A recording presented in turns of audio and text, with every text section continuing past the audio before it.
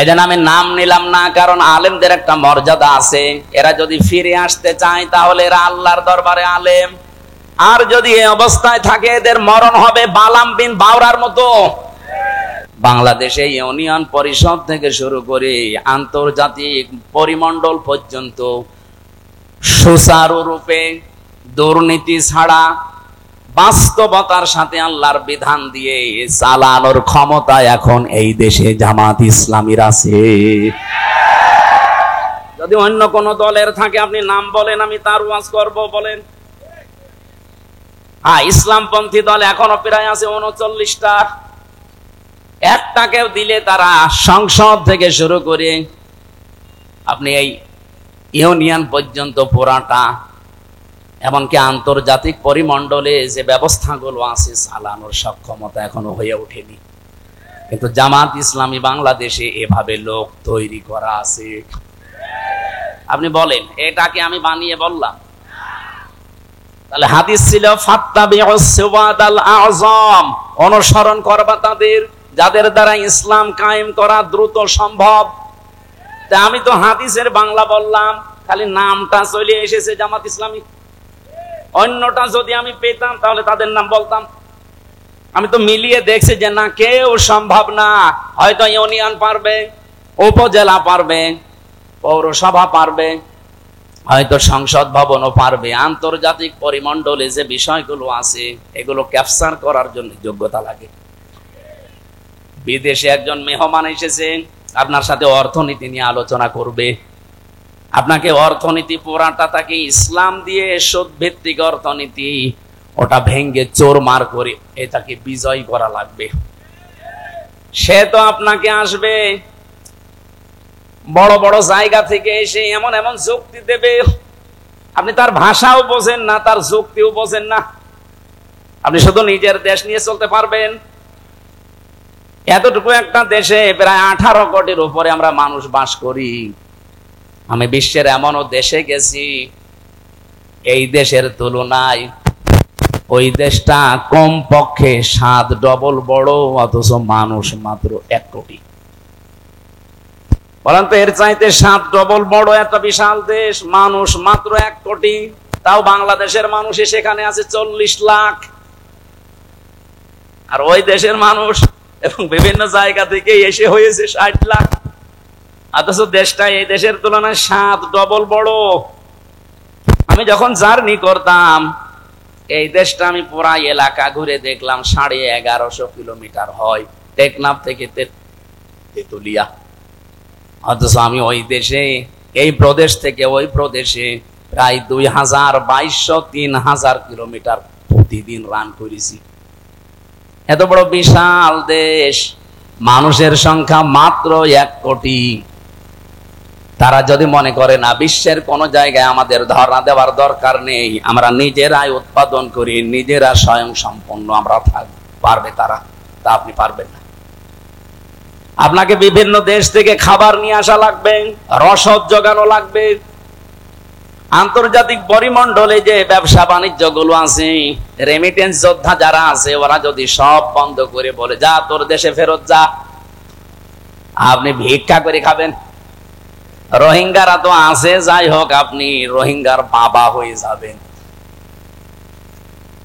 এই জন্য বাস্তবতার দিকে তাকিয়ে বলছি ভাই, আমরা যা দেখতে পাচ্ছি এই হাদিসের আলোকে, ইউনিয়ন পরিষদের মেম্বার থেকে শুরু করে আন্তর্জাতিক পরিমণ্ডল পর্যন্ত সব জায়গায় সততা এবং যোগ্যতা এবং দুর্নীতি মুক্ত ভাবে এরা যে চালাতে পারে তার প্রমাণে 1 বছর 1 মাস।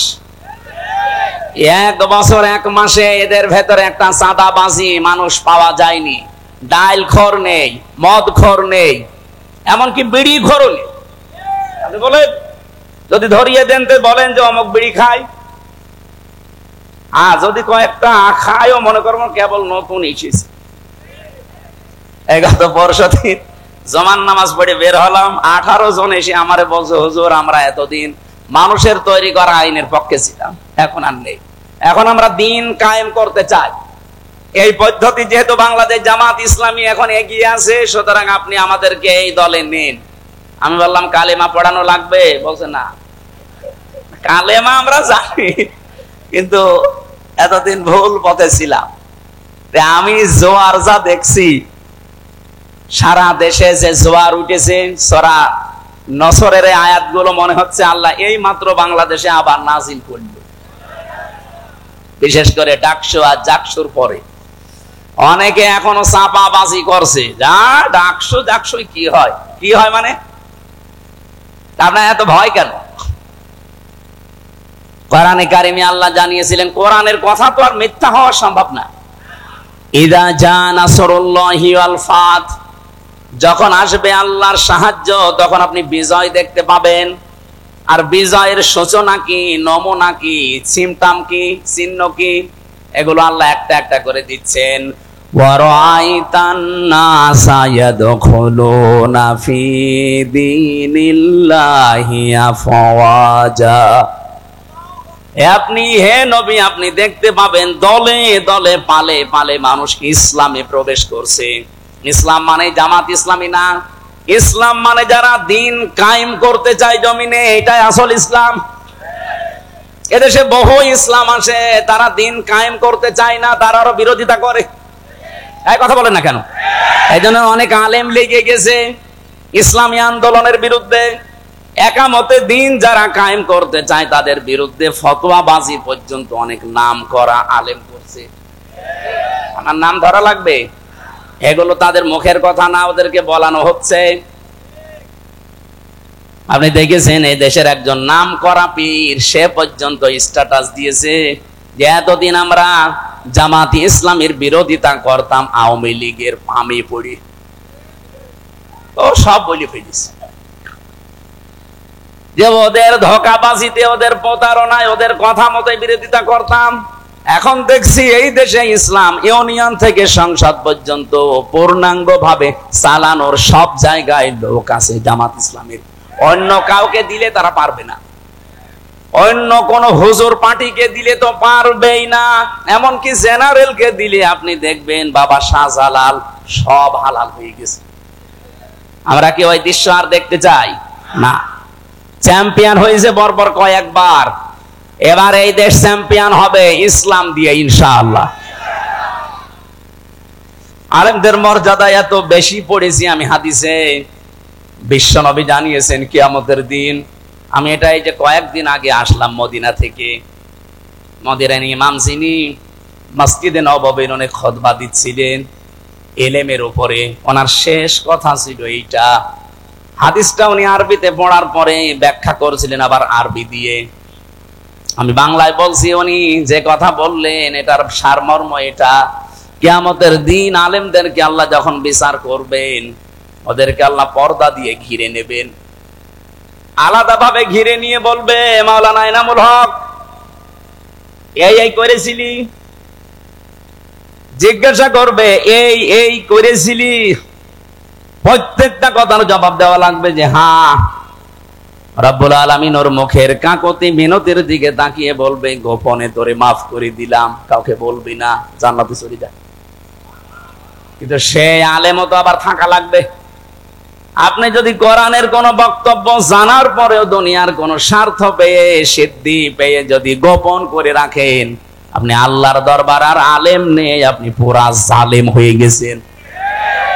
আল্লাহ শব্দটা উল্লেখ করলেন আসলাম, এটা সুপারলেটিভ ডিগ্রি। এর চাইতে বড় শব্দ আরবিতে আর হয় না। সব চাইতে বড় জালেম আল্লাহর কাছে ওই লোকটা যে তার জ্ঞান অনুযায়ী, যোগ্যতা অনুযায়ী আমল করে না। এই জন্য যারা এখানে বসে আছে আলেম নাম নিয়ে, তাদের মর্যাদা আর সম্মান এমনি কামনা করি নাই। রব্বুল আলামিন যেন কিয়ামতের দিন ওই হাদিসের আলোকে আমাদেরকেও তার ভেতরে শামিল করে মাফ করে দেয়। কোরআনে কারিম থেকে আমি যতটুকু বাস্তবতা বুঝেছি, আমার বয়স কম হতে পারে আপনার তুলনায়, কিন্তু বিশ্ব দেখা আপনার তুলনায় অনেক এগিয়েছে আল্লাহ আমাকে। আমি দেখেছি এই পৃথিবীর ময়দানে কাউকে যদি আল্লাহ দিন কায়েমের জন্য কবুল করেন, তাকে আল্লাহ কয়েকটা জিনিস আগে দিয়ে দেন। সূরা শূরার 13 নম্বর আয়াতে এটা আপনি পাবেন, শেষের দিকে আছে, আল্লাহু ইয়াজতাবি ইলাইহি মাইয়াশা ওয়াহদি ইলাইহি মাইয়ুনিব। রব্বুল আলামিন বলেন, আমি আল্লাহ যাকে এজেতেবা করি, পছন্দ করি, মনোনীত করি, নির্বাচিত করি, যাকে আমার ভালো লাগে, এই মানুষটাকে আমি দুনিয়াতে দিন কায়েমের জন্য নিয়োজিত করে দেই। ও পৃথিবী একদিকে দিয়ে দেবেন, দিন কায়েমের আন্দোলন ওর কাছে একদিকে আল্লাহ করে দেবে। আল্লাহ বলেন, আমি কেন করি জানো? ওয়াহদি ইলাইহি মাইয়ুনিব। যে লোকটা দুনিয়াতে মন থেকে আমি আল্লাহর দিনের দিকে সত্যিকার অর্থে ফিরে আসতে চাই, তাকে আল্লাহ এইভাবে নির্বাচিত করেন। আপনি আন্দাজে আসতে পারবেন না, আপনার মন আগে দিনের দিকে ফিরে আসা লাগবে ইখলাসের সাথে। সুতরাং এই দেশে যারা দিন কায়েমের জন্য চেষ্টা চালায়, আপনি বিশ্বাস করতে পারেন আল্লাহ আপনাকে সবার ভেতর থেকে বেছে নিয়েছেন, নির্বাচিত করেছেন, পছন্দ করেছেন, মনোনীত করে ফেলেছেন। এর আগের শব্দে আপনি তাকান, যারা মুখস্থ আছে আপনি দেখেন যে বাড়িতে সূরা শুরার 13 নম্বর আয়াতের শেষের আগে আছে, কাবুরা আলাল মুশরিকিনা মা তাদউহুম ইলাই। হে নবী, আপনি যেদিকে মানুষকে ডাকেন যে আসো আমরা সবাই আল্লাহর বিধান কায়েম করি, কারণ আপনাকে শুধু আমি না, পৃথিবীর যত নবী পাঠিয়েছি মাত্র 2 জন নবীকে বাদ দিয়ে প্রতিটা নবীর উপরে আমার আদেশ ছিল আন আকিমুদ্দিন ওয়ালা তাতাফাররাকু ফি, যে দিন কায়েম করো, আল্লাহর বিধান জমিনে কায়েম করো, এ বিষয়ে কোনো মত পার্থক্য করবা না। আজ যে আলেমরা এই দেশে টাকা খেয়ে দিন কায়েমের বিরুদ্ধে ফতোয়া দেন, আপনি মাজারের বিরুদ্ধে ফতোয়া দেন না, যেখানে প্রকাশ্য শিরক হয়, বেদাত হয়। ইসলাম যারা কায়েম করতে চান তাদের বিরুদ্ধে আপনি লাগেন। হ্যাঁ, তাদের পদ্ধতি ভুল হতে পারে, কিন্তু তারা তো দিন কায়েমের বাইরে মানুষের তৈরি করা আইন কায়েম করতে চায় না। আপনি যদি সাহায্য করতে না পারেন, মুখ বন্ধ করার দরকার ছিল আপনার।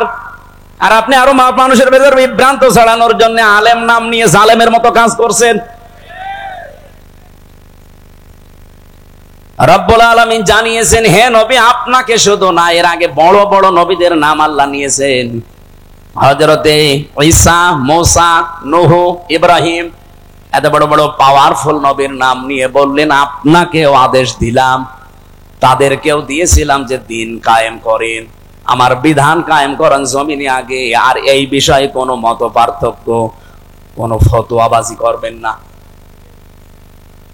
হে নবী, আপনি যেদিকে মানুষকে ডাকতে চান, এই কথা শুনলে সব চাইতে মন খারাপ হবে, খারাপ লাগবে, রাগ করবে ওই মানুষগুলো যারা মুশরিক। বলে আমির হামজা মাটির নিচের ওয়াজ করেন, তো মাটির নিচে আপনি কেমন চলে গেছেন?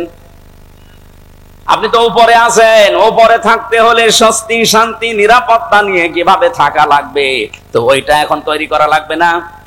ঘোষক তো ওইটাই বলছিল যে ওইটা বলেন, কি করে আমরা শান্তি, স্বস্তি, নিরাপত্তা নিয়ে থাকতে পারি। আজকে কষ্টে আমার গণসংযোগ ছিল, পথসভার শেষ কথা বলেছি, এবার যদি ইসলাম দেশে আসে, আল্লাহর কসম এই কুষ্টিয়ার ময়দান থেকে আগে দূর করা হবে চাঁদাবাজি। এই কুষ্টিয়ার বুকে চাঁদাও থাকবে না, বাজিও থাকবে না।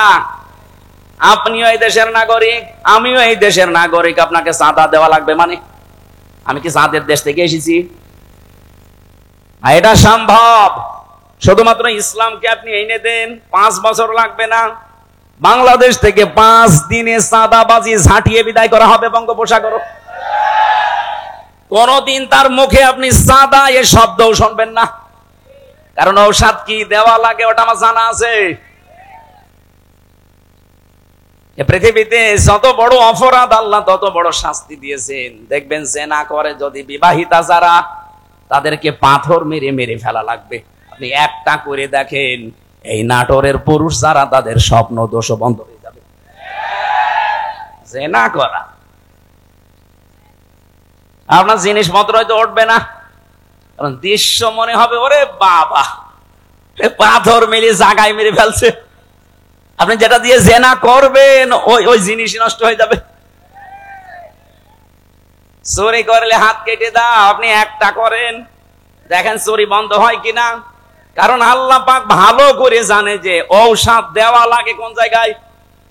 যারা ডাকাতি করে, যারা সন্ত্রাসী করে, যারা চাঁদাবাজ, তাদেরকে বিপরীত দিক থেকে অঙ্গ প্রত্যঙ্গ কেটে দেওয়ার নিয়ম সূরা মায়েদায় আছে।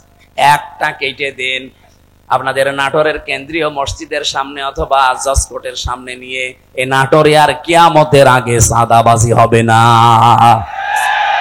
এটা সম্ভব এবং আমরা পারবো ইনশাআল্লাহ, সামনে আসবে।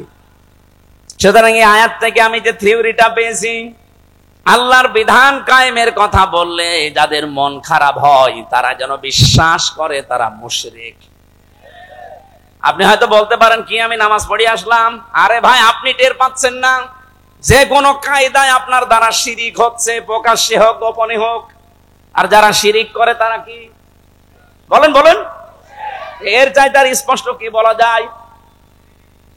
অবশ্যই আপনার দ্বারা কোনো না কোনো ভাবে শিরিক হচ্ছে, নয়তো আল্লাহ বলতো না যে কাবুরা আলাল মুশরিকিন, যে মুশরিকদের কাছে খারাপ লাগবে।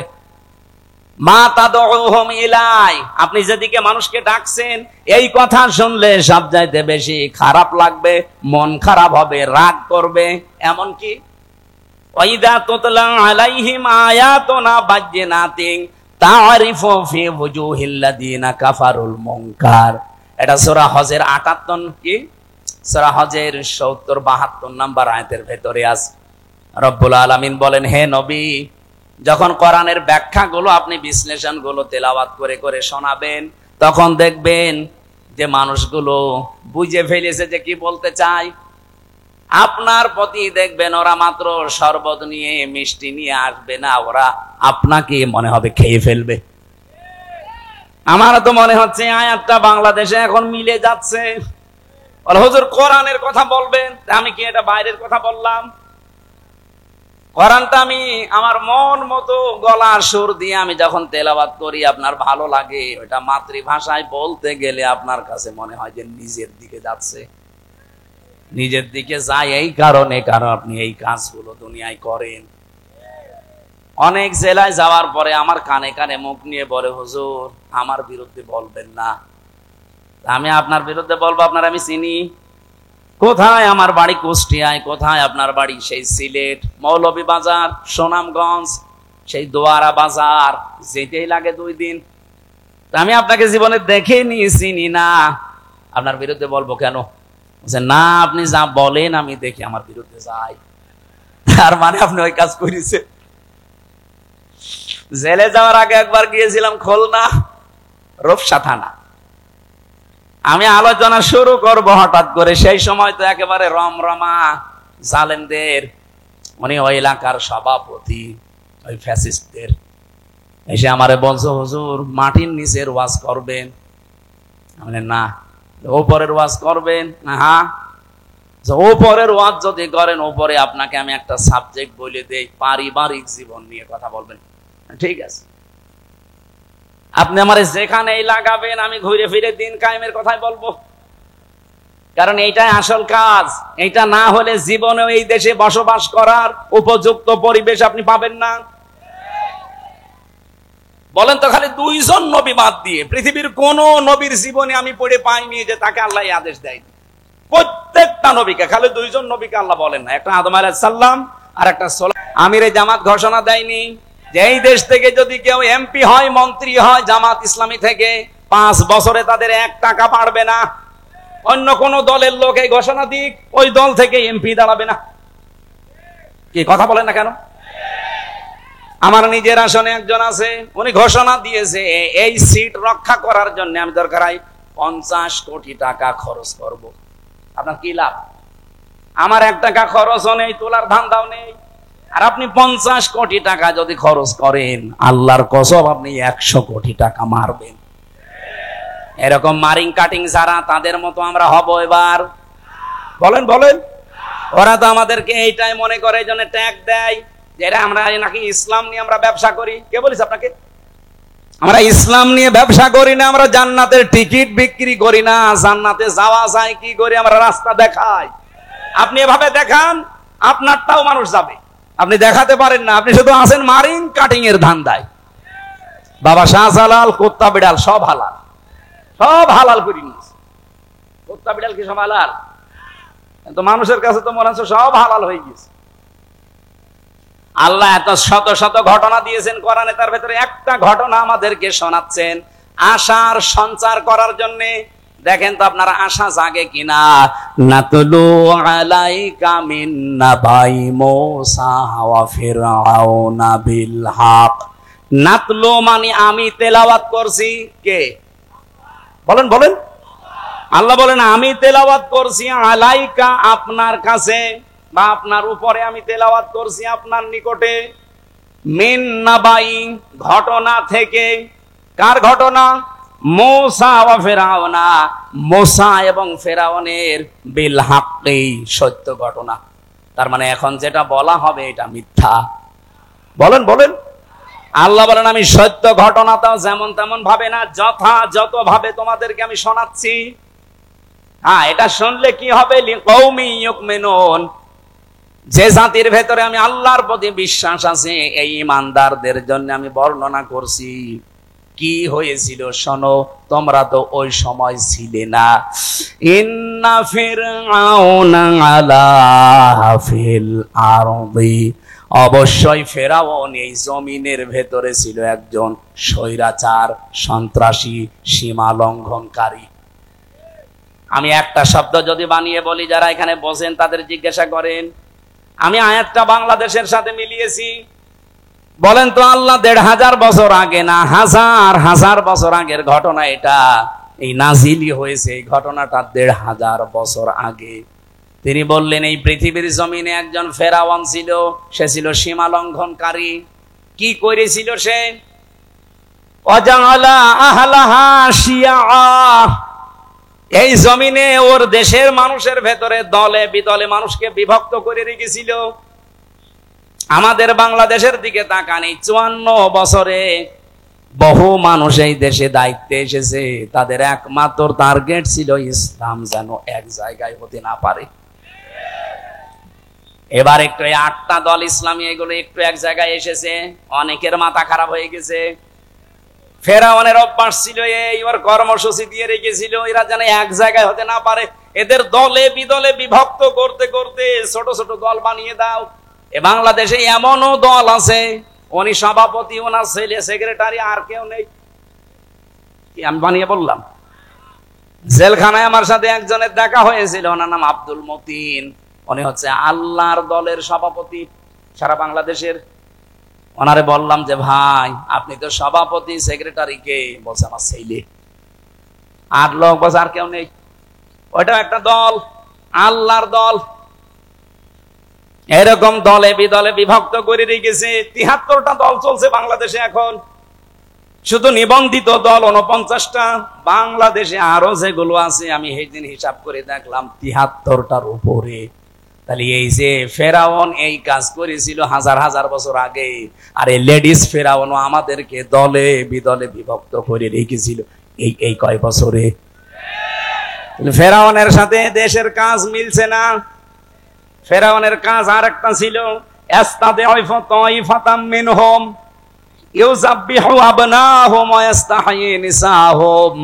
ওই ফেরাউন দুর্বল করে রেখেছিল এই দলে বিদলে বিভক্ত করে।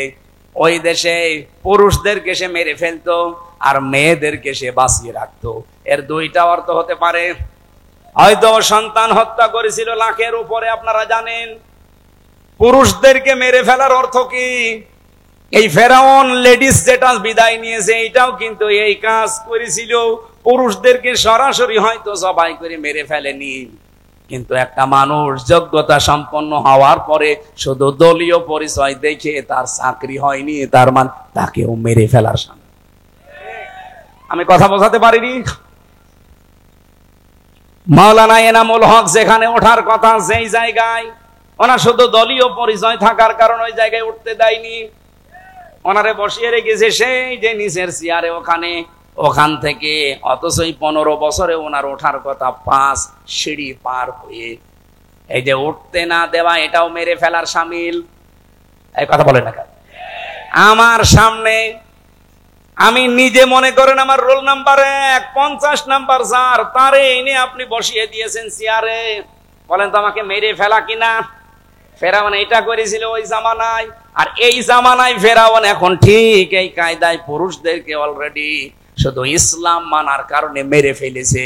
ঢাকা বিশ্ববিদ্যালয়ে মাদ্রাসার ছাত্র ছাত্রীরা ভর্তি হতে পারবে না, অথচ আমার চাইতে অনেক অগা আছে ভার্সিটি ভর্তি হতে পারবে। ইসলামকে তারা কোন জায়গায় নিয়েছে? ক্লাস 5 এবং 8-এ বৃত্তি পরীক্ষায় আগে 100 মার্ক ছিল, এই জালেমরা এসে ওইটা তুলে দিয়েছে। এর যে কিছুদিন আগে 2 নবীর নাম নিয়ে যিনি বসে আছেন, ডক্টর মোহাম্মদ ইউনুস, কয় নবী? 2 নবীর নাম, অথচ গানের মাস্টার নিয়োগ দিল, শরীর চর্চার মাস্টার নিয়োগ দিল, 1 থেকে 5 পর্যন্ত একটা আলেম মাওলানা নিয়োগ দিতে পারে নাই। এই কথা বলেন না কেন? এই দাবি নাটোরবাসী করে কিনা যে আমরা প্রত্যেকটি প্রতিষ্ঠানে 1 থেকে 5 পর্যন্ত একজন আলেম মাওলানা টিচার চাই? এই দাবি আছে কার? দেখে লিল্লাহি তাকবীর। দেখেন তো, হাত তোলেনি কে? দেখেন, এটা রেকর্ড হচ্ছে, তোলেন। আপনি কোরআনের পক্ষে আছে এটা আজকে হাত তুলে দেখান। ডক্টর মোহাম্মদ ইউনুসের কাছে যদি নাও যায়, এটা আরো সে চলে গেছে ইনশাআল্লাহ। ইব্রাহিম নবীর পক্ষে একটা ব্যাঙ পোশাক করেছিল, তাই আল্লাহ তারে কবুল করে নিয়েছে, তার পোশাকও পাক। আর আপনি আজকে কোরআনের শিক্ষার পক্ষে হাত তুলে কিয়ামতের দিনে এই হাত আপনাকে জান্নাতে নেওয়ার জন্য চেষ্টা চালাবেন ইনশাআল্লাহ। আমার ভাইরা, তাহলে পুরুষদেরকে মেরে ফেলতো আর মেয়েদেরকে সে বাঁচিয়ে রাখতো ভোগ করার জন্য, অথবা তাদেরকে দিয়ে জেনা ব্যভিচার করিয়ে করিয়ে সমাজটা নষ্ট করার জন্য। ইন্নাহু কানা মিনাল মুফসিদিন, আল্লাহ পাক বলেন নিশ্চয় সে ছিল ফাসাদ সৃষ্টিকারী, সীমা লঙ্ঘনকারী, বিশৃঙ্খলাকারী। এ পর্যন্ত আল্লাহ যদি শেষ করে দিতেন, এই আয়াতগুলো আমি বলতাম না। এবার একটা আশার বাণী শুনিয়েছেন, ওয়ানুরিদু আন্নামুন্না, আল্লাহ পাক বলেন আমি একটা ইচ্ছা করলাম। এই এদিকে তাকান, ইচ্ছা করছে আমির হামজা কে? আরো জোরে বলেন। আল্লাহ বলেন আমি একটা ইচ্ছা করলাম। কি? আন্না মুন্না, আমি অনুগ্রহ করব, দয়া দেখাবো, আলাল্লাযিনা, তাদের উপরে, আলাল্লাযিনা ইসতাদঈফু ফিল আরদ, এই জমিনের ভেতরে ফেরাউন যাদেরকে দুর্বল করে রেখেছিল, জুলুম, অত্যাচার, নির্যাতনের স্টিম রোলার চালিয়ে যাদেরকেও দুর্বল করে রেখেছিল বনি ইসরাইল মুসা নবীর দলকে, আমি চাইলাম, আমি আল্লাহ ইচ্ছা করলাম তাদেরকে জমিনে একটু কিছু দয়া দেব। কি দয়া দেব? ওয়ানাজালাহুম আইম্মাতান, আমি চাইলাম যে তাদেরকে জমিনের নেতা বানাবো। আল্লাহ কিন্তু নেতা বানানো আরম্ভ করে দিয়েছে। এক কথা বলেন না কেন? এতটুকু না, ওয়ানাজালাহুমুল ওয়ারিসিন, আমি চাইলাম এই জমিনের উত্তরাধিকারী তাদেরকে বানিয়ে দেব।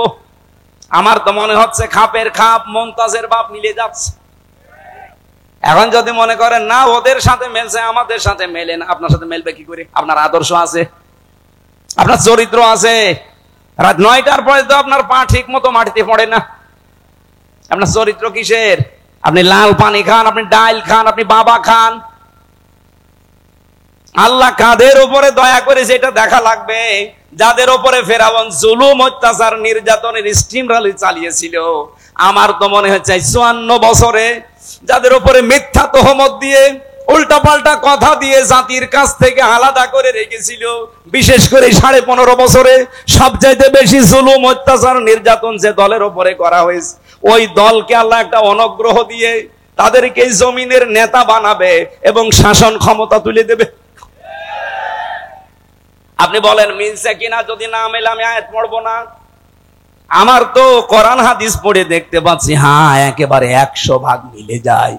অনুমাক্কিনা লাহুম ফিল আরদ, আল্লাহ বলেন আমি চাইলাম জমিনে আমি তাদেরকে ক্ষমতায় বসাবো। অনুরিয়া ফিরআউনা ওয়া হামানা ওয়া জুনুদাহুমা, আর আমি দেখাবো ফেরাউনকে, হামানকে, হামান মানে মন্ত্রী, ফেরাউনকে আল্লাহ দেখাবে। এখন লেডিস ফেরাউন এখনো বেঁচে আছে, ওকে আল্লাহ দেখাবে এমনকি ওর মন্ত্রী পরিষদ যারা পালিয়ে আছে তাদেরকেও দেখাবে। অজনুদাহুমা, এমনকি তার সৈন্যবাহিনী, তার দলের লোক যারা, তাদেরকেও আল্লাহ নিজে দেখাবে। এখানে ফাইল কর্তা আল্লাহ নিজে। কি করবেন? মিনহুম মা কানু ইয়াহযারুন, যাদেরকে নিয়ে ওরা সবসময় ভয়ে থাকতো, যাদের বিরুদ্ধে মিথ্যা তহমত দিয়ে জাতির কাছ থেকে আলাদা করে রাখতো, আল্লাহ তাদেরকে বসিয়ে ওদেরকে দেখাবে। এই সিদ্ধান্ত কার? আপনার রাগ হয় কোন কারণে?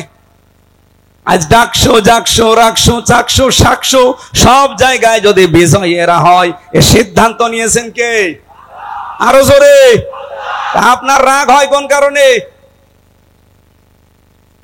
আল্লাহ সিদ্ধান্ত নিয়ে এটা করছে, জমিনের শাসন ক্ষমতা আল্লাহ তাদের দেবে। এ জমিনের উত্তরাধিকারী এবার হবে ইসলাম। আরো জোরে বলেন ঠিক কিনা?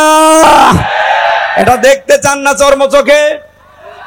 54 বছর তো বিভিন্ন জিনিস আমরা আনকমন দেখেছি, এবার একটু দেখি না কেমন কি লাগে। খালি ইসলাম 5 বছর লাগবে না, 2 বছর চলবে। এই বাংলাদেশ মিনি জান্নাত যদি না হয়, আপনার আমার কাছ থেকে বুঝে নেবেন। খালি 2 বছর চলতে দেন কোরআনটা দিয়ে। 500 আইন আছে এর ভেতরে।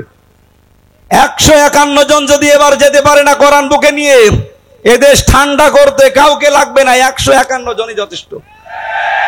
এক এক অধিবেশনে একটা একটা করে আইন পাশ হবে, আর বাংলাদেশের মানুষের ভাগ্যের চাকা খুলে যাবে। মালয়েশিয়ার মতো দেশ 2004 সাল থেকে 21 বছরে তারা দাঁড়িয়ে গেছে, আর আমরা 54 বছরে দাঁড়াতে পারি নাই, শুধু এই ডাকাতদের কারণে। 1628 জন মানুষ এখন দায়িত্বে আছে। এই মানুষগুলো হযরত ওমরের মতো বানিয়ে দেন, আল্লাহর কসম এই দেশটা মিনি জান্নাত হয়ে যাবে। প্রশাসনের উপরে যেই মানুষগুলো এখন দায়িত্বে আছে, এদের উপরে যে বৈষম্য চলছে, ইসলাম আসলে এটা প্রথম দূর করা হবে। এই যে পুলিশের 2,13,000 পুলিশ আছে। আগের জামানার কথা বাদ দিলাম, জালেমদের সময়। এখন প্রায় 2 লাখ পুলিশই অন্তত ভালো, 13,000 একটু খারাপ আছে।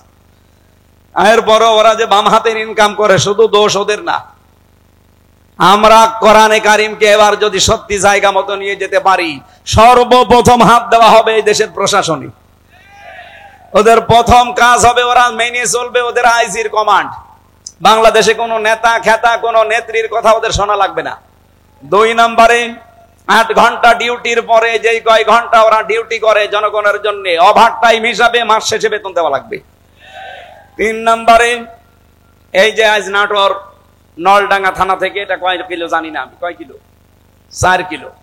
এই 4-8 কিলো পথ ওরা এখানে এসেছে, এখানে থাকবে সারাদিন। মনে করেন সে দুপুর বেলা এসে এগুলো দেখছে, ওদের খাবার দাবার, নাস্তা, এরপরে এই যাওয়া আসার যে বিল, এগুলো কিন্তু ওদের নিজেদের পকেটের টাকা।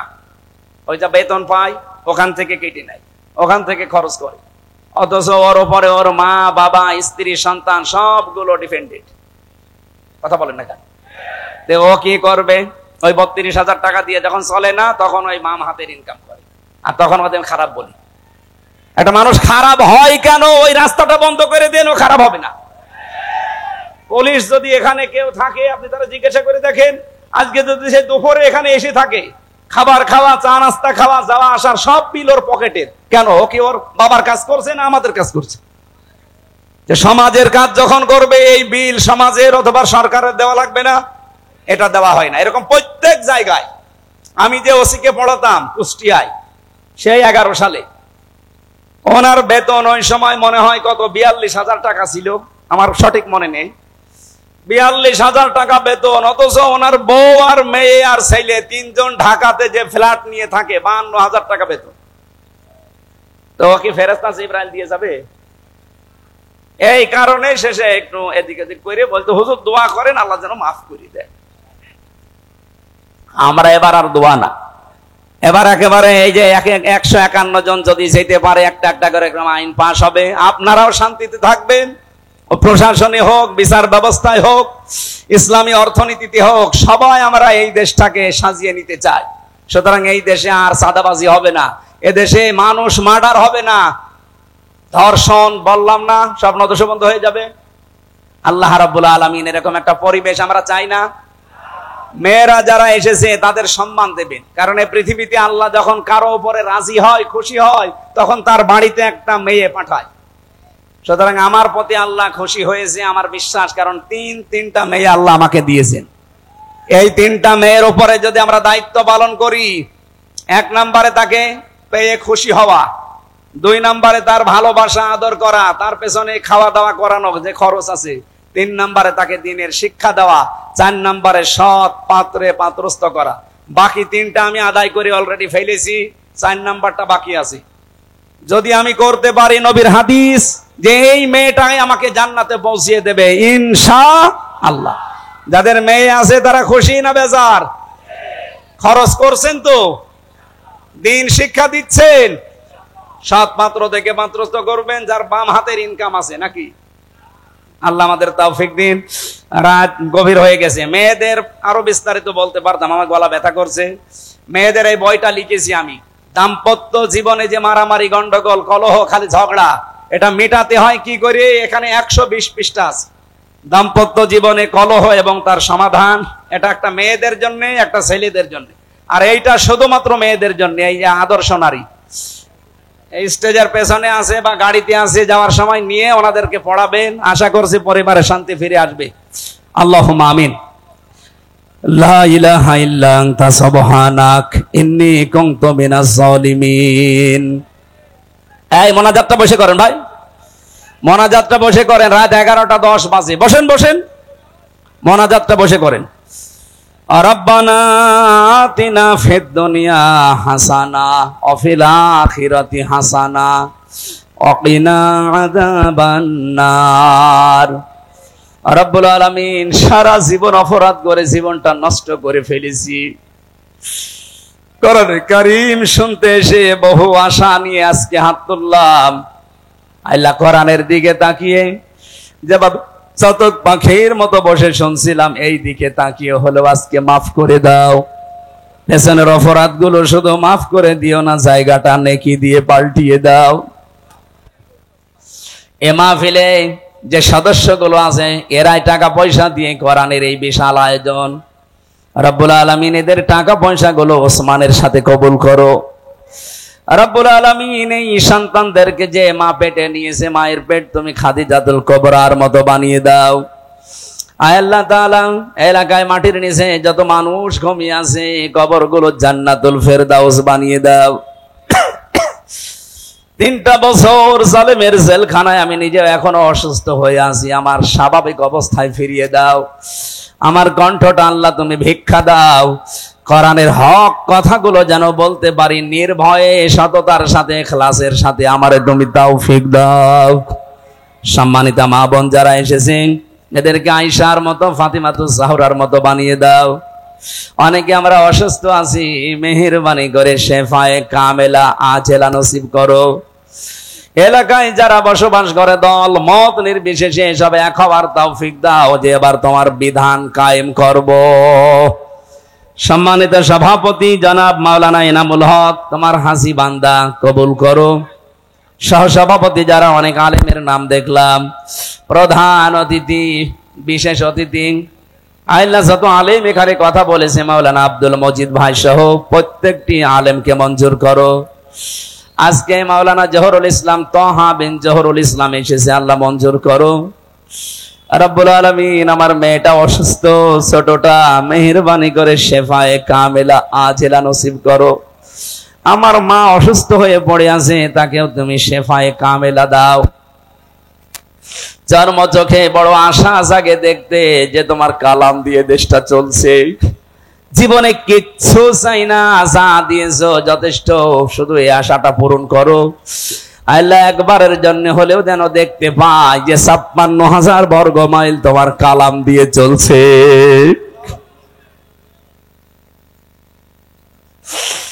রব্বানা ফাগফির লানা যুনুবানা ওয়া কাফির আন্না সাইয়্যাতিনা ওয়া তাওয়াফানা মাআল আবরার। রব্বানা হাব লানা মিন আজওয়াজিনা ওয়া যুররিয়াতিনা কুররাতা আয়ুনি ওয়াজআলনা লিল মুত্তাকিনা ইমামা। সুবহানা রাব্বিকা রাব্বিল ইজ্জাতি আম্মা ইয়াসিফুন ওয়া সালামুন আলাল মুরসালিন আলহামদুলিল্লাহি রাব্বিল আলামিন। মরণ কখন চলে আসে জানি না, জীবনের শেষ কথা যেন বলতে পারি, লা ইলাহা ইল্লাল্লাহু মুহাম্মাদুর রাসূলুল্লাহ। আসসালামু আলাইকুম। গাড়িতে আছে আপনার মেয়ের জন্য, স্ত্রীর জন্য, মায়ের জন্য, ফুফুর জন্য নিয়ে যান। অনেক তো, কারণ আদম নবীর সময় মানুষজন ছিল না, আর সুলাইমান নবী ওনার বাবার কাছ থেকে রাজত্ব পেয়েছিলেন, তো ওনার কি কায়েম করবেন? বাকি কোন নবীর জীবনী পড়ি আমি পাইনি যে তাদেরকে আল্লাহ নির্দেশ দেয়নি যে আনাকিমুদ্দিন, দিন কায়েম করো। নামাজ পড়া যেমন ফরজ, এমনকি বহু নবীর জীবনে আমি পড়েছি তাদের জীবনে নামাজ ছিল না, তাদের জীবনে রোজা ছিল না, কিন্তু তাদের জীবনে দিন আল্লাহর বিধান কায়েম করা লাগবে, এইটা ছিল। আল্লাহর বিধান আরো আছে যেগুলো, ওইগুলো।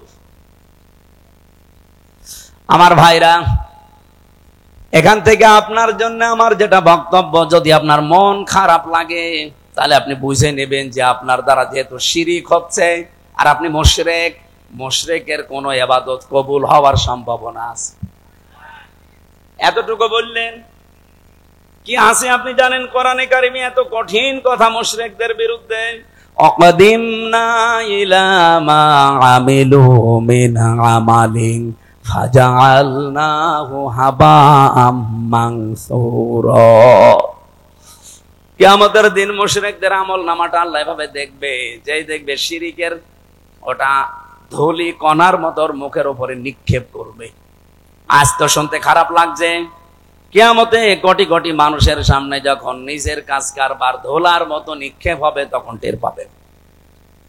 সব চাইতে বড় আশ্চর্য কথা কোরআনে মুশরিকদের বিরুদ্ধে, ইন্নাহু মাই ইউশরিক বিল্লাহ ফাকাদ হারামাল্লাহু আলাইহিল জান্নাহ ওয়া মাআওয়াহুন নার। রব্বুল আলামিন বলেন, আমি আল্লাহ নিজে হারাম করে দিয়েছি জান্নাতটা মুশরিকদের জন্য। অথচ বাংলাদেশে বহু মানুষ যে শিরিক করে ও জানেও না। এই জন্যই তো তাফসীর মাহফিলের আয়োজন করেছে। আমরা জেনে হোক না জেনে হোক, শিরিক করে যদি মুশরিক হয়ে যায়, তা কিসের ঈদগায় মাহফিল দিয়েছেন, কিসের মসজিদ বানাচ্ছেন? আশা করছে আপনার আজকে বিবেক খুলবে। আরে ভাই, আপনি আমল না করেন, ইমানটা নিয়েও যদি যেতে পারেন, তাও তো জাহান্নামে যাওয়া লাগবে না। আর ইমানও আপনি এনেছেন, শিরিকও করছেন, আপনি জান্নাত আপনার জন্য হারাম। এতটুকু আল্লাহ যদি শেষ করে দিতেন, আমি আয়াত বলতাম না, ওমাওয়াহুন নার, আল্লাহ তার আশ্রয় স্থল বানাবে জাহান্নাম। আমার তো আয়াত পড়ার পরেই বাংলাদেশের থেকে তাকিয়ে ভয় হয়, এদেশের বহু মানুষ অলরেডি শিরিক করে জাহান্নামী হয়ে গেছে। নাটোরবাসী বড় ভালোবাসি আপনাদের পাশের জেলা, খুব ভালো করে খেয়াল করে দেখেন শিরিক জীবনে হচ্ছে কিনা। বলতে পারেন যে না, আমার জীবনে শিরিক নেই। কে বলেছে আপনাকে? শিরিকের এক কথায় জবাব হচ্ছে, আল্লাহ যেটা পারে ওইটা অন্য কেউ পারে, এই কথা বিশ্বাস করার নাম শিরিক। বলেন এবার আপনার জীবনে আছে কিনা? এখানে খুব বেশি নড়াচড়া বন্ধ করে। আল্লাহ যেটা পারে পৃথিবীর অন্য কেউ এটা পারে, এই বিশ্বাস করার নাম, বলেন বলেন। আপনি দেখেন তো আপনার ভেতরে আছে কিনা। সন্তান দিতে পারে কে? পৃথিবীর অন্য কারো ক্ষমতা আছে? সে মরা পীর হোক আর জীবিত পীর হোক। এমনকি কত মানুষ দেখি জেনে কি না জেনে করে আমি জানি না, আমার এসে বলো হুজুর আপেল পড়িয়ে দেন। কেন? সেদিন বগুড়াতে পেয়েছিলাম, এক লোক এসে আপেল নিয়েছে, হুজুর আপেল পড়িয়ে দেন। কেন? আমার বারবার 4টা মেয়ে হয়েছে, আমি খুব আশা করি আছি এবার যেন ছেলে হয়। আপনি এমন আপেল পড়বেন যেন এবার ছেলে হয়। আপেল পড়িছিলাম, সূরা ফাতিহা দিয়ে ফু দিয়ে ফেলে দিলাম। আপেল কই? ফেলে দিস। ফেলে দিলেন মানে? আরে ভাই, আপেল পড়ে যদি ছেলে হয় তা আমার 3টা মেয়ে হইতো না? আমার তো আগে ছেলে হইতো। ম্যাডাম রে শুধু আপেল খাওয়াতাম। কি বিশ্বাস মানুষ! আমির হামজা না, আমির হামজার বাবা আপেল পড়লে ছেলে হবে? বলেন, এটা দেওয়ার দায়িত্ব কার? এর একচ্ছত্র মালিকানা অন্য কাউকে আল্লাহ দেয়নি। একটা একটা করে আমি কয়েকটা বলবো শুধু শিক্ষার জন্য। 2 নম্বরে, আল্লাহ যেটা পারে ওটা অন্য কেউ যেহেতু পারে না, আর কেউ যদি মনে করে যে অন্য কেউ পারে তাহলে সে শিরিক করলো, আর শিরিক করলে সে কি? বলেন বলেন। মুশরিকের জন্য জান্নাত হারাম, জাহান্নাম ওয়াজিব। মুশরিকের কাছে খারাপ লাগবে আল্লাহর বিধানের কথা কায়েম এ কথা বললেই। এ কথাগুলো কার? একটাও কি আমি বানিয়েছি? না, সব দলিল দিয়েছি। কিন্তু আমি সূরা শূরার 13 নম্বর আয়াতের শেষের দিকে, সূরা মায়েদায় আছে, প্রত্যেকটা আয়াতে আল্লাহ সাজিয়ে দিয়েছেন একটা একটা করে। সূরা ফুরকানের 23 নম্বর আয়াতে আছে। এই জন্য বাড়ি যে আয়াতগুলো মিলিয়ে দেখবেন আপনার ভেতরে যেন শিরিক চলে না আসে। আমার এবার প্রশ্ন 2 নাম্বার, এই জমিন বানিয়েছে কে? এখানে অন্য কারো হালকা কোনো সাহায্য আছে? না। আপনি হিন্দুকেও জিজ্ঞাসা করেন, উনিও বলবে এই জমিন আল্লাহ বানিয়েছে। আল্লাহ যদি নাও বলে ভগবান বানিয়েছে। তো ওরা যাদের ভগবান বলে আমরা আল্লাহ বলি, জিনিস একই। ওরা হয়তো ওই বাপ দাদার নিয়ম নীতি মেনে আসতেছে, এই জন্য সরাসরি বলতে পারে না। এই দিন জমান নামাজ পড়িয়েছে কুষ্টিয়ায়, ওখানে 100 ঘর হিন্দু, কয়েক ঘর মুসলমান একটা মসজিদ বানিয়েছে। ওরা মন্দির দেখাতে নিয়ে গেল।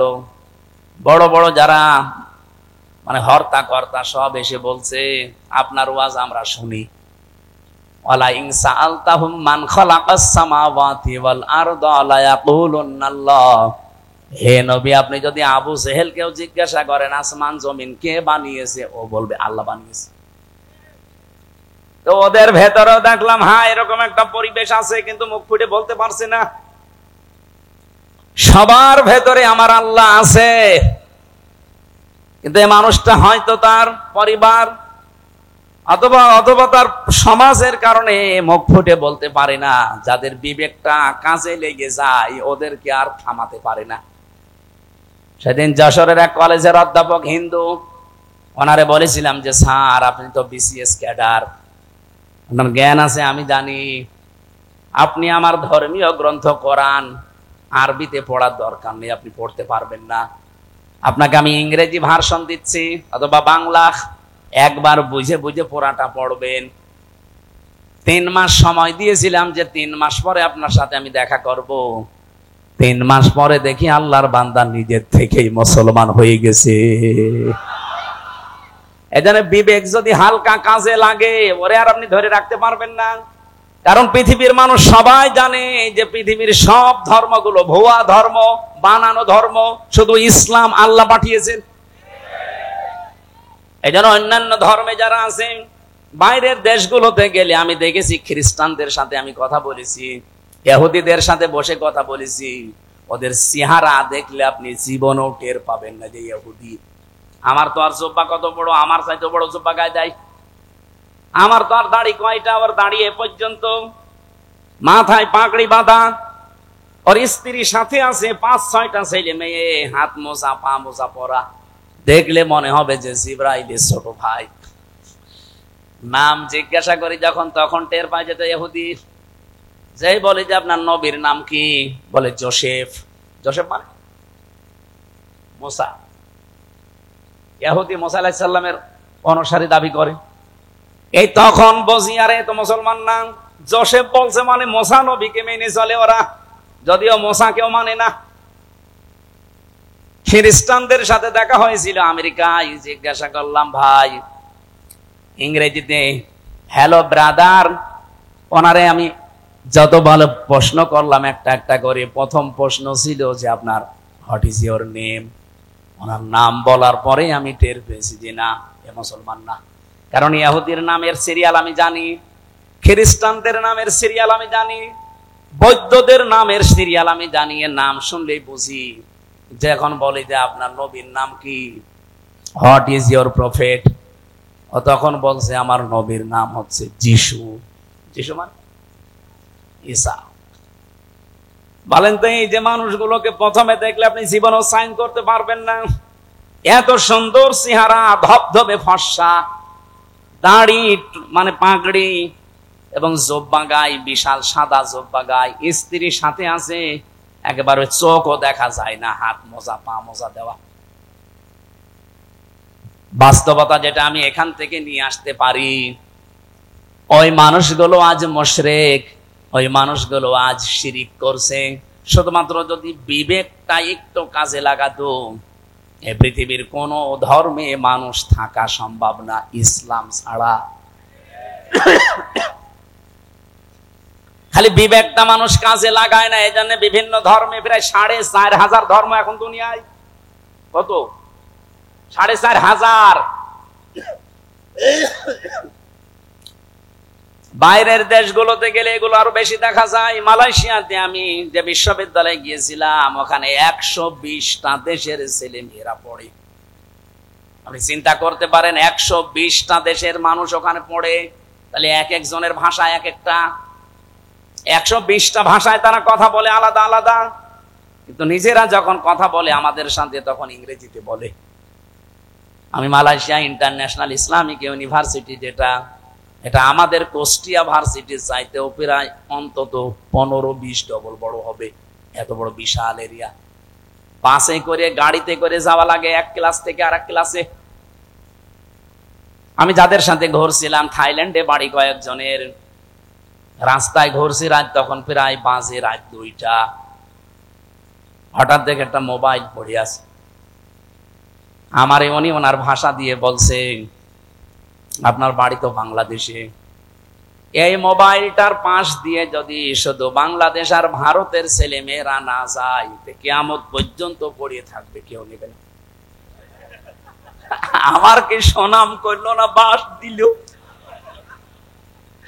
আমরা বলছি বাংলাদেশ আর ভারতের ছেলে মেয়েরা যদি যায়, গায়েব করে ফেলবে। পৃথিবীর এখানে প্রায় 120টা দেশের ছেলে মেয়েরা আছে, কেউ এর পাশ দিয়ে গেলে ঘুরিয়েও তাকাবেন না যে লোকের জিনিস আমি কেন নেব। কিন্তু আপনারা যে এমন মানুষ,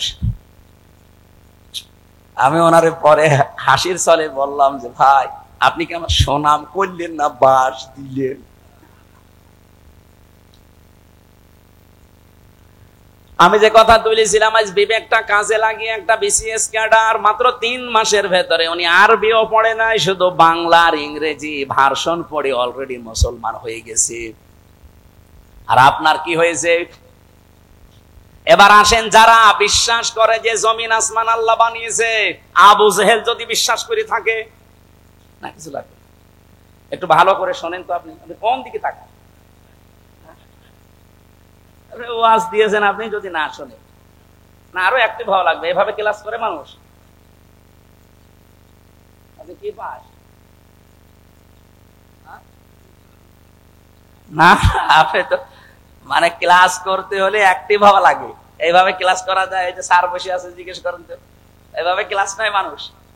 আরো অ্যাক্টিভ হন ভাই। আমি যে কথা বলি ওখান থেকে দেখবেন একটা শিক্ষা বের হবে। আমি আন্দাজে কোনো কথা পাঁচাল পারি না, অবশ্যই এখানে একটা শিক্ষা আছে, নাই তো বলতাম না। কি আছে সেইটা বের করার জন্য এই যে আন্টি শান্টি করছি। রব্বুল আলামিন বলেন, যেহেতু আসমান আর জমিন আমি বানিয়েছি, আলা লাহুল খালাক ওয়াল আমরু তাবারাকাল্লাহু রব্বুল আলামিন। বানিয়েছেন যিনি, হুকুম চলবে তার, এ বিধান কার? তাহলে আপনার বিবেকের কি বলে যে জমিন আসমান আল্লাহ বানিয়েছে আর এখানে চলবে মানুষের তৈরি করা আইন? একটা কথা হইল। তাহলে আল্লাহ যেটা পারে ওইটা অন্য কেউ, তাহলে জমিন আল্লাহর বিধান চলবে, আল্লাহর এখানে অন্য কারো বিধান চলতে পারে না। যদি অন্য কারো আইন, অন্য কারো বিধান আপনি চালাতে চান, আপনি অবশ্যই শিরিক করছেন। আর শিরিক করলে লোকটা কি? এইরকম মুশরিকের কাছে আল্লাহর বিধানের কথা বললে মন পাওয়া যাবে? তার কি হবে? রাগ হবে, গা জ্বলবে, মারতে আসবে। তাহলে বাংলাদেশে এবার বলেন তো, 92% মুসলমান আমরা না 92% মুশরিক? আমাদের রাগ হয় কেন? দোষ তো আপনার না, আপনি শিরিক করে ফেলছেন। জমিন আল্লাহর, আপনি নিজে বলছেন এখানে আইন চলবে আল্লাহর, অথচ আপনি এমন এক দল করেন যে দল আল্লাহর আইন বিশ্বাস করে। তাহলে আপনার শিরিক হচ্ছে না? আর এই কথাটা আমি একটু বাংলা, ইংরেজি, আরবি মিলে বলতে গেলে আপনার রাগ হয় না? এরপরও আমি জানি কিছু মানুষের মন ফিরবে না, কারণ ওদের ওই আবু জেহেলের মতো খতম করে দেওয়া। খাতামাল্লাহু আলা কুলুবিহিম ওয়া আলা সামিইহিম ওয়া আলা আবসারিহিম গিশাওয়া ওয়া লাহুম আযাবুন আযীম। হে নবী, আমি ওদের অন্তরের উপরে মোহর লাগিয়ে দিয়েছি। আপনি যতই সুন্দর করে বলেন, নবীজি আবু জেহেলের কাছে 350 বারের উপরে দাওয়াত নিয়ে গেছে, এরপরও লোকটার মন তৈরি হয়নি। আমার মনে হয় 350 বার না, আমি তো আপনার কাছে এই 11.5 বছর তো আমি ময়দানে, 3 বছর না জেলে ছিলাম, বাকি সময় তো বহুবার আপনি আমার আলোচনা, আলেমদের আলোচনা শুনেছেন, এরপরও আপনার পরিবর্তন হয় না। আলেমরা কি কোনদিন বলেছে এই জমিনে আমরা আমার বাবার আইন তৈরি করতে চাই? সবারই এক কথা সামারাইজ করে দেখবেন, সবাই বলতে চাই এই জমিনে আমরা আল্লাহর আইন চাই। এইটা শুনলে যদি কারো রাগ হয়, সে যেন বিশ্বাস করে তার দ্বারা কোনো না কোনো ভাবে শিরিক হচ্ছে, আর শিরিক হলে সে লোকটা মুশরিক, এই জন্য তার গা জ্বলে। এবার কার খারাপ লাগবে, এবার আপনি নিজে মিলিয়ে নেন, আপনি কি আসলে মুসলমান না মুশরিক। দরুদ আর সালাম পাঠ করার মাধ্যমে আমরা তেলাওয়াতকৃত আয়াত, যেটা আমি ছোট্ট ছোট্ট 2টা আয়াত পড়েছি, 6666টি আয়াত, এটা প্রসিদ্ধ, আর বিশুদ্ধ হচ্ছে 6236টা আয়াত। এর ভেতরে মাত্র 2টা আয়াত পড়েছি, আমি আগে পরও পড়তে পারতাম। এই 2টা আয়াত থেকে কিছু কথা তাফসীর আকারে শোনাতে চান। আপনারা তাফসীর মাহফিল লিখেছেন, অথচ এখন চলছে নবীদের জন্মের মাস, সিরাত লিখে দিলে আমরা ওইভাবে সাজাতাম।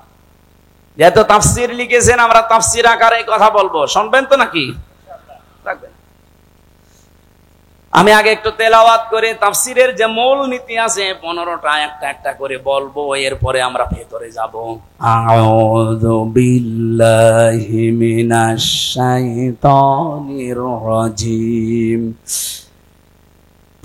তিলকা আয়াতুল কিতাবিল মুবিন। এখান থেকে এবার একটা শিক্ষা বের হবে।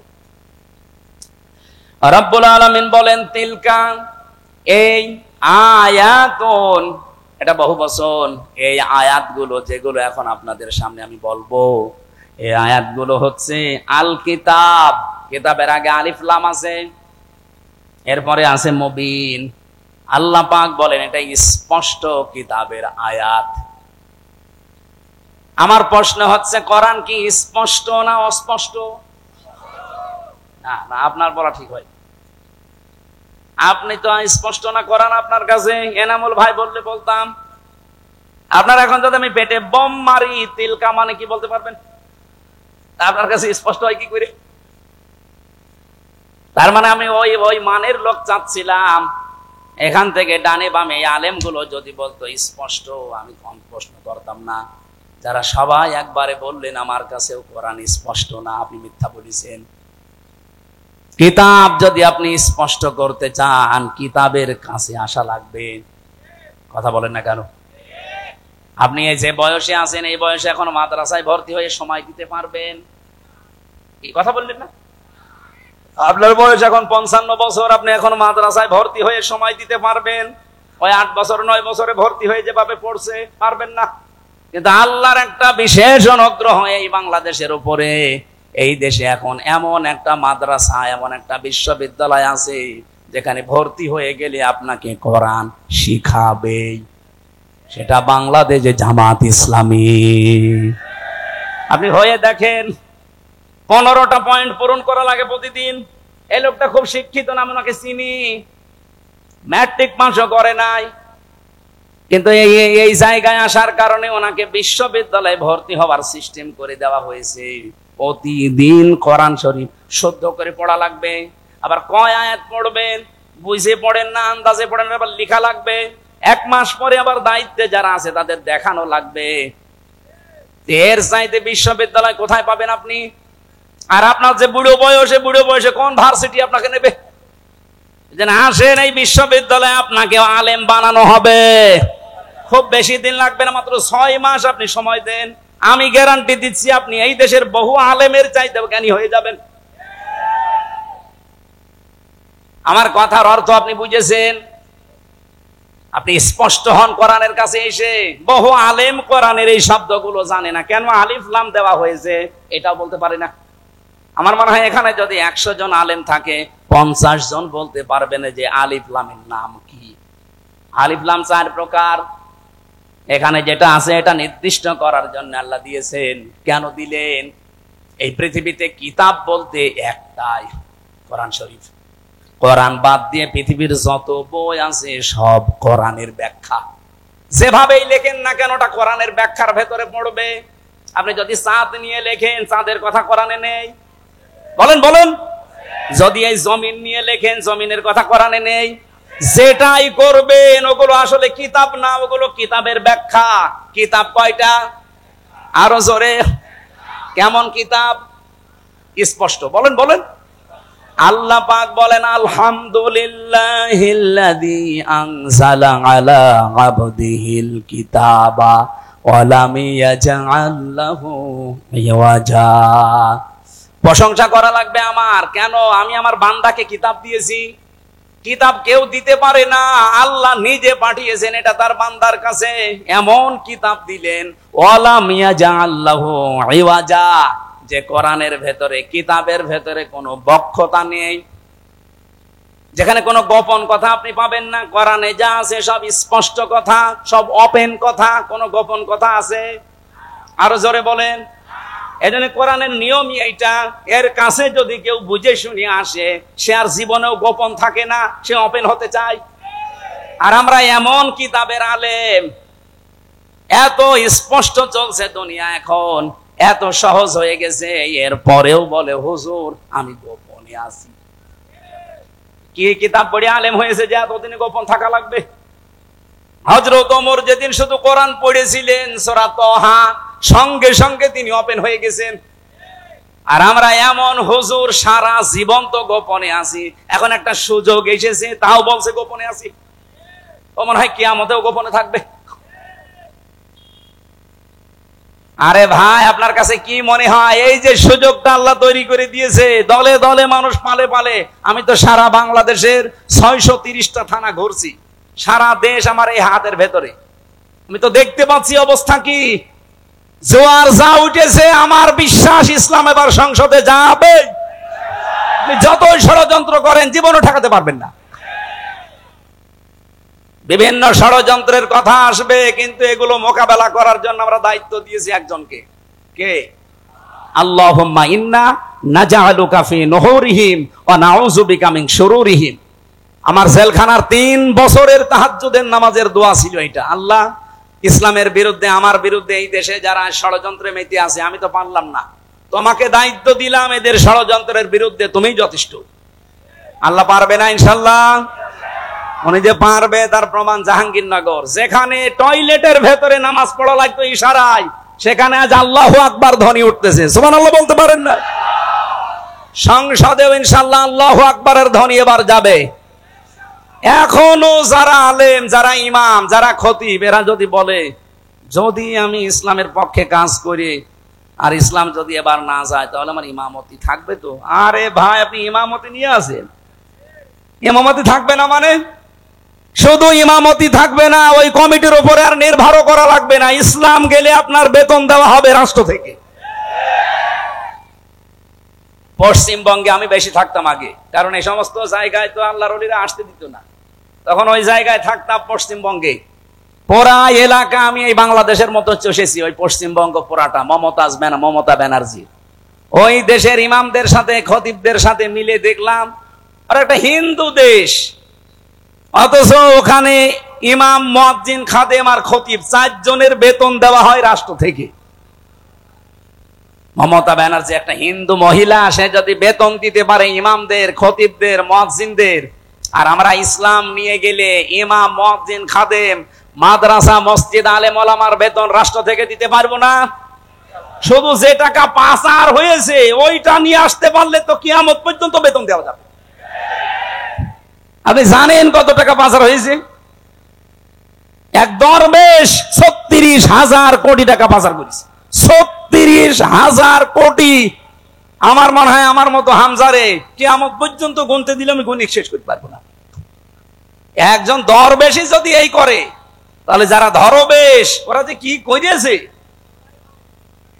সেদিন মনে হয় সিঙ্গাপুরে ছিলাম, যে হোটেলে উঠেছিলাম না মালয়েশিয়া, 118 তলা হোটেল। আমি আর এক হোটেলে আমি বললাম এত জায়গা এত দূরে আমারে দেখিয়ে না, আমার কাছে।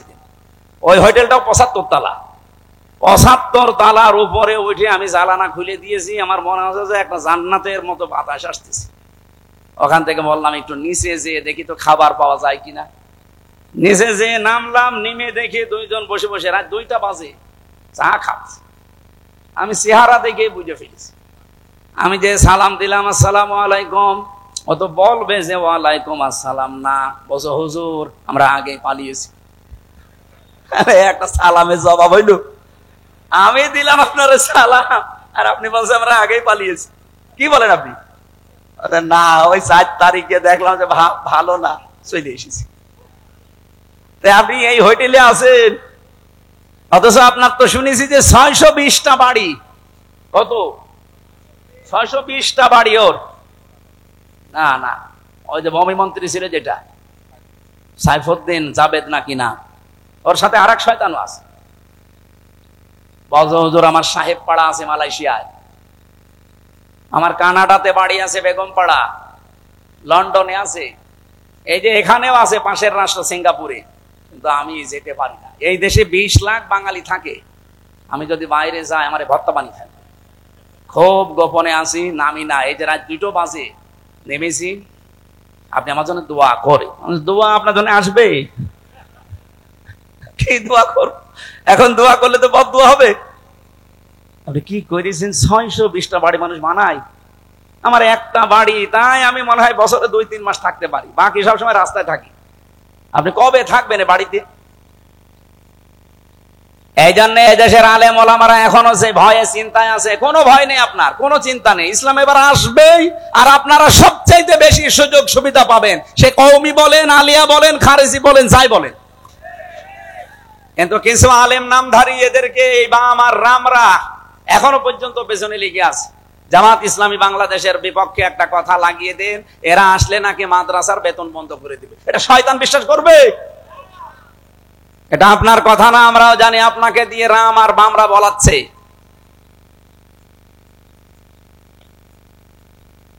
আমার ভাইরা, এখানে কিতাব যেহেতু স্পষ্ট, আমরা স্পষ্ট কথা এবার বলবো।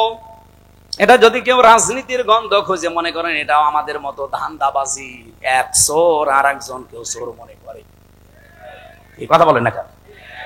আমি তো কোরআনের আয়াত দিয়ে স্পষ্ট কথাই বলবো এবার। কিন্তু আপনার ভেতরে দোষ আছে, আপনি মনে করবেন আমিও মনে হয় আপনার মতো ধান্দাবাজ। না, আপনার মতো ধান্দাবাজ বাংলাদেশ জামাত ইসলামীতে নেই। কারণ এই দেশে জামাত ইসলামী একমাত্র দল যারা গ্যারান্টি দিয়েছে যদি এই দেশে রাষ্ট্র ক্ষমতায় তারা যেতে পারে, 1 টাকার মালিক তারা হবে না।